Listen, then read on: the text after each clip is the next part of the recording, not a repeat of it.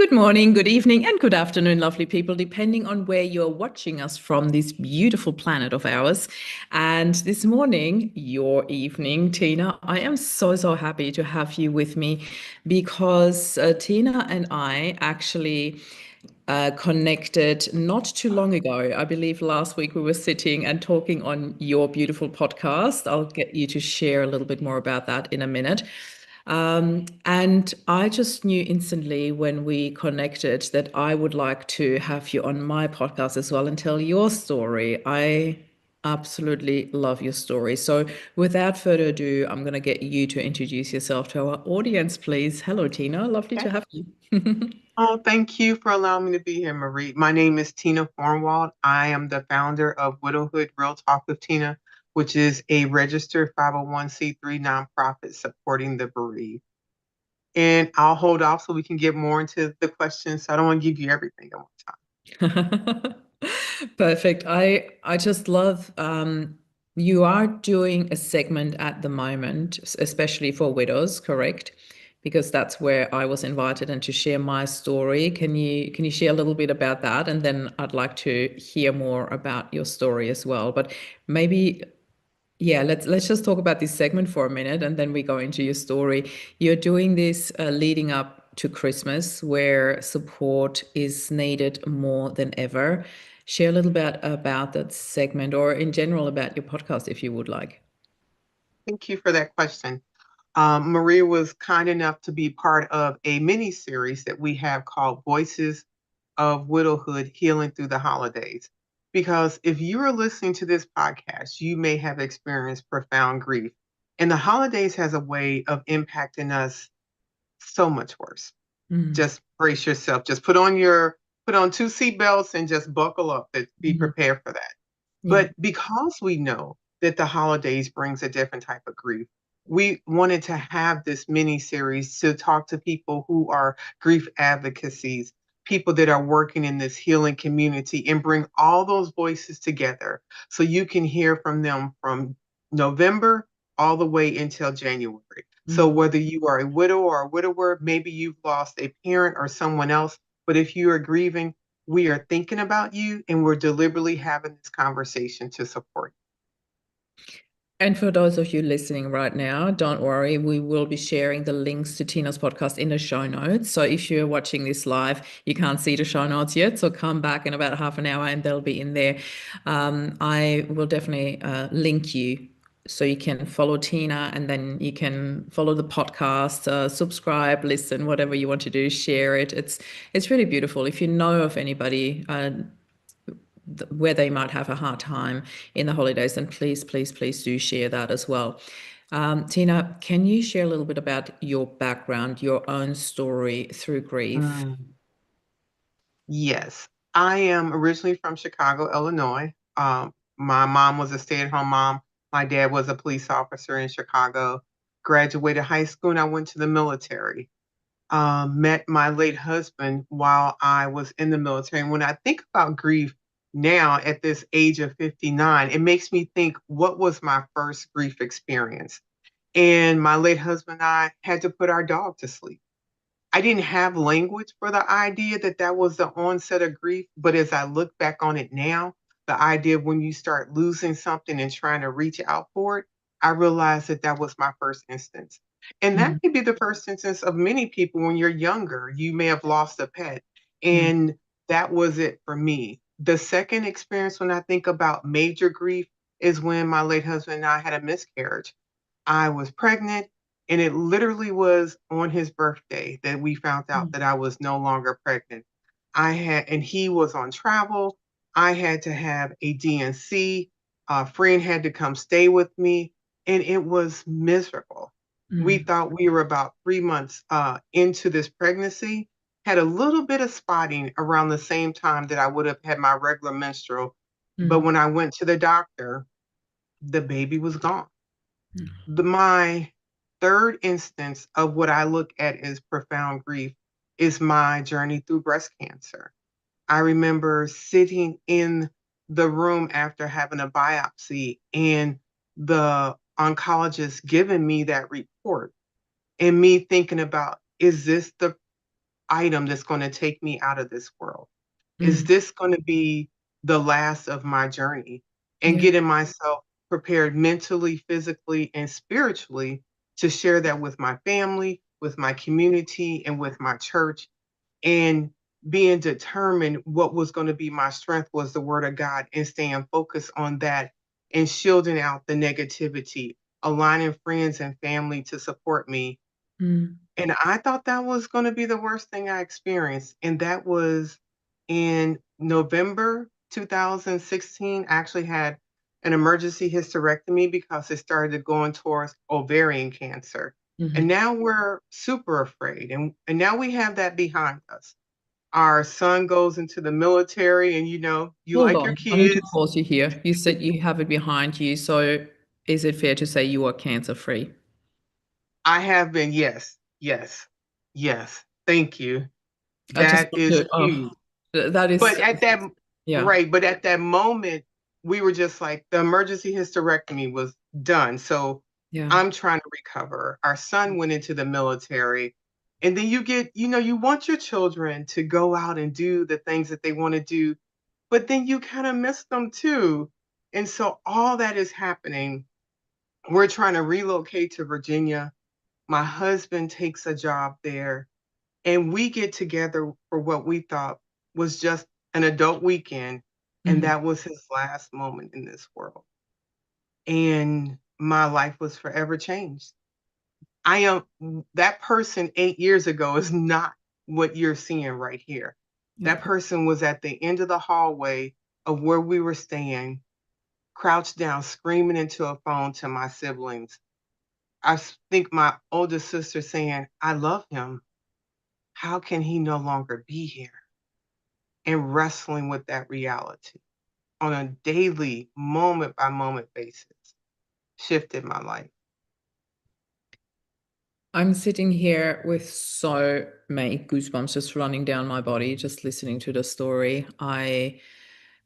Even just the build up, you just took us so eloquently through a step-by-step process through grief that was building up and up and up. And I know this from my own experience that when we share our story so many times that we get quite good at talking about it without falling apart. But when you think about how you traveled through your grief journey, that included a lot of ups and downs. And what you shared about, the primal screaming moment on the floor, I've been Yes. there. And it's just, there are no words to describe that. To me, it was almost like an out of body experience. I could watch myself, but I couldn't save myself in that moment. So when you share that, I literally have an image of you on the floor screaming into the phone. And how did you get up from the floor physically and metaphorically? The first time that I was screaming into the phone was we my husband and I are both in the military, so we were on military guest housing. And the MPs and the medic came to the room to take him to the hospital. And so I had to get up because they were taking him to a medical facility. Yeah, And I remember the MP coming to me and trying to give me directions. I was like, No, you're not. Either you are going to allow me to follow you or you're driving me there. But I don't have the herewith to listen to your directions and try to find something. yeah, That's not yeah. going to happen. We were 3.5 hours away from where we lived in Pennsylvania and 3.5 hours away from where I now live in Virginia. That was not happening. And I am a retired officer in the military. And he says, "Okay, ma'am, you follow me and I'll get you there." Yeah. And circumvent being in the hospital, going from one place to the other. But when they came into that waiting room and told me that he was no longer there, and I was on the phone with my son, and my daughter was on her way to the hospital, and they were trying to get my son from the Red Cross to get him there. And that is where I fell apart again in that room. I crawled on that table with my husband's body and just touching his face and just in bewilderment that his hand that was literally touching me 24 hours ago was starting to grow cold. Yeah. When my daughter got to the hospital and they told me that she was there, I wanted to make sure I was off of the floor by the time she came Yeah. because I didn't want her to focus on me. I wanted her to be able to express her grief for her dad and also probably afraid of what it would look like for her to see me that devastated and to wonder where life would go from there. How I picked myself up metaphorically, I have Mm. an amazing tribe.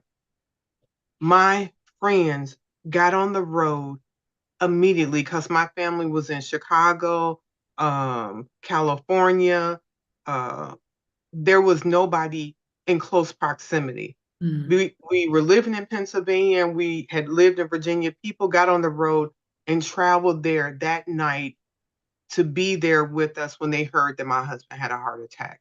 They stopped what they were doing, they got on the road, and they have held me up from that moment and they hold me up today. My siblings, my friends have been my rock, my faith in God, my relationship, because community is strong. And Mm. that is why it is so devastating to me when I talk to someone that is grieving and they do not have a community Yeah. and they feel like they have just experienced the most profound loss in their life and they are struggling and doing it alone. Yeah. I just, allow me to say, my heart goes out to you, Tina. This is just absolutely incredible. The story that you just shared goes straight under my skin because there's so much that I can relate to. I want to know, you mentioned your inner circle, you mentioned your tribe, you mentioned your siblings. This is just beautiful and incredible. And as you just said yourself, not everybody has that, or not everybody has got the same relationships to their family, to their friends, to their circle. Did you find that your circle just became stronger in that time, or did your circle change in any way? I felt my circle changed, as in there were people that showed up that came out of the woodworks that I never expected to be there. And then there were some people where I honestly thought they'd be there for me and they just disappeared. Unexpected, very unexpected. I'd like to hear what your experience was with that. And I'm a unicorn in that regard. Mm. I have not lost a single friend. Wow, My friends have beautiful. stayed the path. And I don't know if they started leaning in hard when I was dealing with breast cancer and they were like, okay, we're here for the long game. But they have stayed. They have stayed committed. And Mm. I thought that Incredible. everybody had a community like this. My Yeah. siblings have stayed committed. My friends have stayed committed. My friends and my family have been a huge supporter of the work that I do with Widowhood Mhm. Real Talk with Tina. And Yeah. let me say, I have remarried an Mm. amazing man, and he is Oh, just as sweet. supportive of the work that I am doing with the bereaved. And my friends have not said, oh, she's married, she's good now. I will forever Mm. miss my husband. We Mm. were together for 32 years. We Wow. traveled the world together and have two amazing children. Mhm. You just don't forget that part of your life. It's always going to That be is always a part of you. yeah. I'm so glad that you say that because I feel when you do remarry as a widow, it really takes somebody so special to see that as um, not as a competition, but as part of you, as part of your life. And it takes Yes. a really strong and beautiful and wonderful man. And I'm so happy for you that you seem to have found one of those. So that's yay. Give him a shout out Thank here. you. That's really, really beautiful.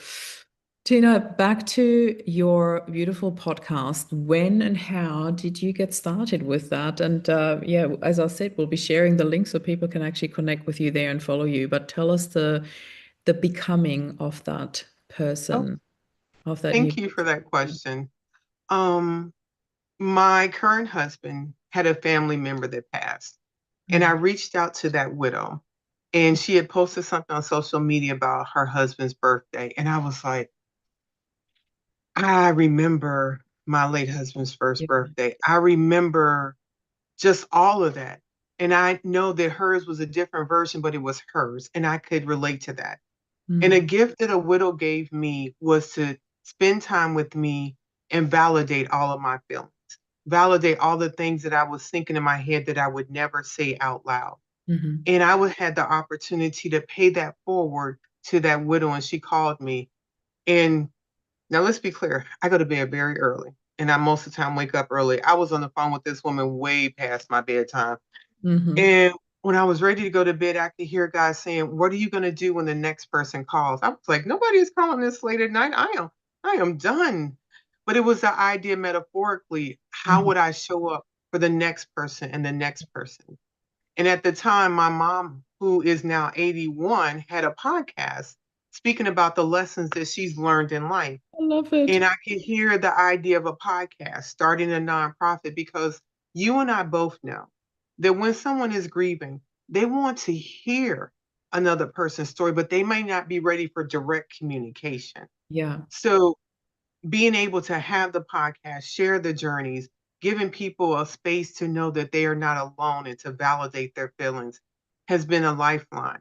And if Mm. I can also share this Saturday, at which is September 20th at 1 p.m., we are having a workshop called You Are Not Crazy, You Are Grieving, because Mm. I grief saw that. will mess with your mind. Hmm. And if Yeah. you and we it's a simple fee of $10. If you go to our website, you can register for that. I'll provide Marie the link if she's able to put that in the I'll show share it notes. in the show notes. And it's for everyone, no matter who you are grieving or what experience. Grief impacts you mentally, physically, and spiritually. And if Mm. we try to ignore that, it will wait for you. Yeah, absolutely. I really do feel that I'd like to put a follow-up question in there because the grief does change us. And I want to put that out there as neutral as possible because most people, and that's what I'm always struggling with, how society really doesn't know how to hold space for grief Mm, in a healthy manner. And so when people say, "Oh, my life will never be the same," it's usually coming from a negative space. And I try to really put that into a neutral space. And I'm like, yes, of course. Of course, my life won't ever be the same without Rob, like he died, he's gone. Of course, life can't be the same without him. But how life will change is still up to me. And this is mm. where I believe that the empowerment lies. So there are choices that we need to make or that we can make. And I want to bring that back to you. Where do you feel you stand with that? The Tina that you were 8 years ago, 10 years ago, and the Tina that you are now, the Tina that is hosting a podcast for widows, the Tina that is running programs for widows. Where do you see your journey through all of that? When did you know that you've got something that the world needs? Was it that phone call that you shared, or was there more? That is an excellent question. Couple of things that come to my mind. I'm still wondering if I have what the world needs, if I'm doing the right thing. The podcast and social content, to my amazement, has over 10.6 million views across 114 countries. Wow. It saddens Wow. me and it Awesome. also encourages me. And our world is still recovering from a global pandemic. People Mm, have relocated and moved, and you may be talking with someone that relocated your area, and they may have lost their whole family where yeah. they lived before. We don't know until people find it's a safe space to talk to us and share their backstory. I think every day is an opportunity that I'm seeing that I'm something different. My daughter tells me all the time, this new version of you, like, I don't know what this is about. Like, I want my old mother back that would have done this, this, and this. Yeah. And my energy and what I'm going to give to, or things that will get me upset, or what it will look like, is just so different. Yeah. seeing someone you have loved for 32 years on a floor in a lodging, gasping for air, trying to call 911, and someone telling you they are no longer alive has changed me forever in a way that simple things. I will say hello to you, Yeah. but I will not ask everybody how you're doing. And when I do, I want to know. I am not asking it as a tagline. I'm asking because I probably saw something or sensed something that you really needed to talk about that. My sense of being genuine and intentionally caring has changed in a way. Like I would have worked long hours at work or worked overtime and thought about my career. I'm like, it's time to go. It's time to go live my life. It's not that important. I want to do a good job when I'm there, but spending time with my family and friends has become such a valuable thing for me. I I really agree with that. It is such a reset button as well, from the most neutral point of view, as you can even put it, when somebody so close to you dies. It is such Mhm. a blank canvas that you were given. And that is definitely something where you sit at first and you're like, I didn't ask for that, but what am I going to do with that? I quite like the picture that Right. I painted before. Why do I need to, that but there's also opportunity in that. And I often talk Mhm. about the hidden gifts and adversity, where we, in hindsight, then learn all these things that were actually hidden gifts amongst all of that we've gone through. But even just to get to the point where we feel that courage to do Mhm. this one step forward and to embark on a new journey without them, and even just be curious about what life could be without them. It takes a lot of courage. And as you said before, it takes the right tribe to support you, to be there and to hold that space. Because I feel if we don't have people hold space for us, it's in that space that healing can happen, that the rebuilding can happen, that the rising out of the ashes, whatever you want to call it, all these beautiful metaphors. It takes strength, it takes courage. Yes. But most importantly, I feel it takes a decision. Where do you stand with that? Did you feel you ever made a conscious decision, or was it something that happened along the way with every tiny step that you moved forward? That is an excellent question. We were we left the hotel. I'm sorry, we left the hospital and we returned to the hotel where we were staying. They moved all our stuff and given us different rooms. And my daughter, I'm taking a shower and just trying to still grasp what's happened. And Yeah, she comes in and just rips the shower curtain and she goes, Mom, was dad the love of your life? And I'm just standing there polarized, yeah, looking at her. And I'm going, okay, what do I say? Because words have meaning and what I say is going to dictate yeah, how this is going forward. yeah. And I think our children want this Disney version. They Mm, want this thing. And I looked at her and I said, I love your dad. And I don't know how we are going to get through this. I have no clue. I am devastated.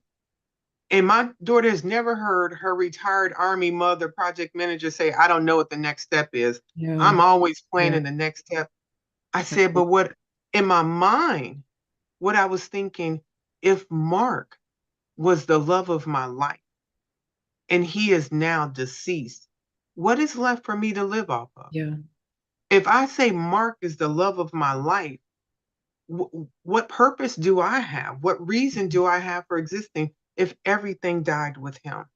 yeah, And in that instant, I had to tell her, I am the love of my own life. My mm, love of God, my relationship is the love of my life. Your dad was an amazing dad, amazing father, husband, brother, uncle, cousin, friend, but all of me did not dine with him. mm, And I believe for me making that choice to yeah, articulate that back to like when I had cancer, that was the groundwork for making a decision with my words and how I would move forward. I yeah, will forever love my husband. Mm. but I could not let myself expire at that same time. Oh, goosebumps.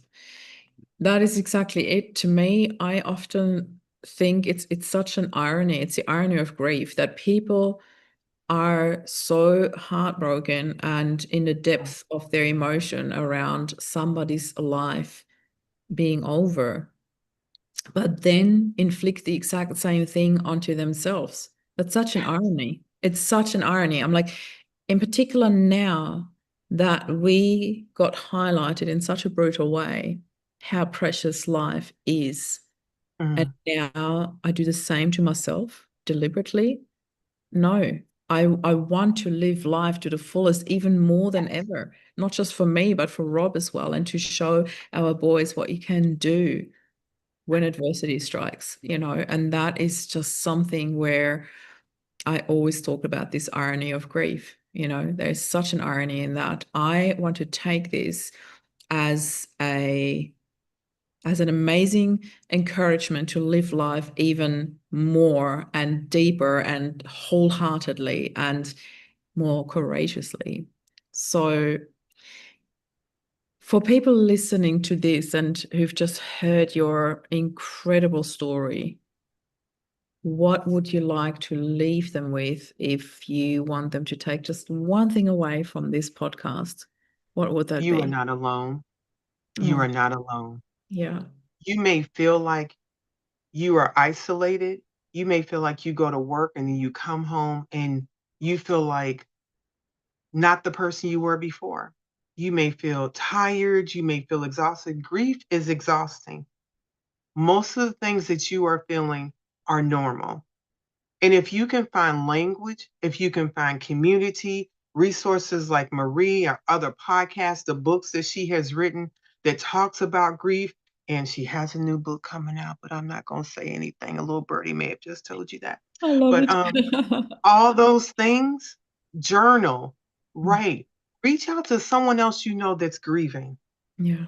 And, and also, the people in your life that you thought were going to show up and they didn't, Mm. they just didn't know how. And Exactly. in fact, before you had this experience, you probably didn't know how either. Yeah, To absolutely. give them grace to Yeah. know they don't have the emotional bandwidth, the Mm. herewith, and they just don't know how. And it may take you reaching out to them. And I remember on the 1 year anniversary of my husband's passing, reaching out to my family and friends saying, where were you the day that Mark died? Who Mm. told you and how has it impacted your life? Yeah. Because what I learned, they didn't want to make their grief bigger than mine, Yeah. but they did have their version of it. Yeah. And when I opened the door, they shared even more. I love this so much that you said that, Tina, because I never thought about actually asking people. But I remember so many stories when people tell me where they were and how they found out about Rob's passing. And it always Mm, means the world to me when people tell me yeah, that. But I never thought about actually asking them. So I love this so much, and I really want to encourage people to do that, and I might even do that myself now. But it is just so beautiful, and for me, that is exactly what you just said. I learned that when people didn't show up for me, or when friendships fell apart, where I honestly did not expect it, it was not because it was a bad friendship, or I was a bad friend, or they were a bad friend. Absolutely not. It is just that they grieved Rob differently to what I yes, did, and it doesn't always have to align. We can all have our own path. And I understand that a lot of people don't understand the path that I have chosen, and I'm fine with that. But it worked for us. And yeah, I cannot thank you enough for being here, Tina. As I said, we will be sharing all the show notes, all the links in the show notes, as well as the one for your course that's coming up. oh, So Saturday, I'll I send it. Thank truly, I you. truly highly recommend coming along for that. And I just want to thank you for sharing so courageously, so openly, and for the podcast that you run because it is so needed. Thank you for being here. Thank you for everything you do for widows and for your amazing family. This is